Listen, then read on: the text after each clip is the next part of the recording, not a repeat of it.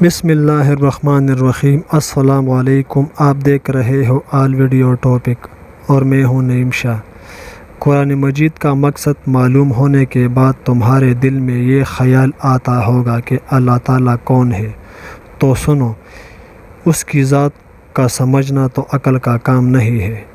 اللہ تعالیٰ نے اپنے متعلق قرآن مجید میں فرمایا ہے، اللہ تعالیٰ ایک ہے اور وہی عبادت کے قابل ہے، اس کی ذات میں اور اس کے کاموں میں کوئی شریک نہیں، نہ اس کا کوئی اولاد ہے نہ وہ کسی کی اولاد ہے، اور آسمان اور زمینوں کا نور ہے، وہ ہمیشہ سے ہے اور ہمیشہ رہے گا، اس کو نہ نیند آتی ہے نہ اونگ۔ آسمانوں اور زمینوں میں جو کچھ ہے سب اسی نے پیدا کیا ہے، بغیر اس کے مرضی کے کوئی اس کے سامنے کسی کی سفارش بھی نہیں کر سکتا۔ جو کچھ ہونے والا ہے اور جو کچھ ہو چکا ہے سب اس کو معلوم ہے۔ آسمان اور زمینوں میں کوئی چیز ایسی نہیں جو اس کے علم میں نہ ہو، اور وہ اس کا انتظام کرنے سے تکتا نہیں۔ آسمانوں اور زمینوں میں جو چیز ہے وہ اس کی تعریف اور پاکی بیان کرتی ہے۔ وہی پیدا کرتا ہے، وہی موت دیتا ہے، وہی موت کے بعد قیامت کے دن پھر زندہ کرے گا۔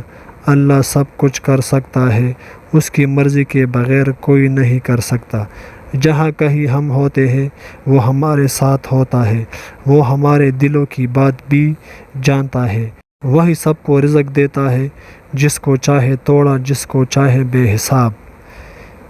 اس کے اختیار میں ہے، جسے چاہے سلطنت دے، جسے چاہے سلطنت چھین لے، جسے چاہے عزت دے، جسے چاہے ذلت دے۔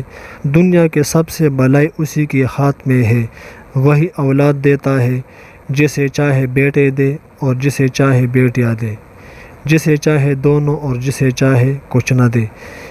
وہ کسی کو بھلائی دینا چاہے تو کوئی اس کو بدل نہیں سکتا، اور جو تکلیف کا مستحق ہوتا ہے اسے بدلنے والا بھی کوئی نہیں۔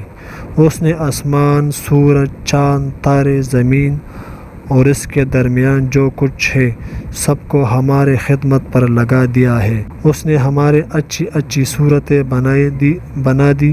اس نے ہم کو اس لیے پیدا کیا ہے کہ اس کی عبادت اور فرمان برداری کرے۔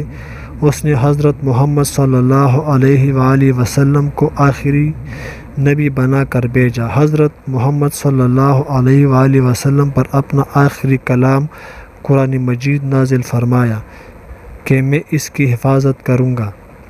ہم کو بتایا ہے کہ ہم خود بھی قرآن مجید پڑھتے رہے اور دوسروں لوگوں کو بھی سمجھاتے رہے۔ اگر ہم قرآن مجید کا بغور سے مطالعہ کریں تو ہمیں معلوم ہو جائے گا کہ اللہ تعالیٰ کون ہے۔ بحیثیت مسلمان ہم سب کو پتہ کہ اللہ تعالیٰ کون ہے۔ اللہ تعالیٰ وہ ذات ہے جس نے پورے کائنات کو بنایا ہے اور وہ پورے کائنات کا مالک ہے۔ ہمارے جانیں اس کے ہاتھ میں ہے، وہ ہمارے شرک سے نزدیک ہے، ہمارے دلوں میں جو کچھ ہے وہ جانتا ہے۔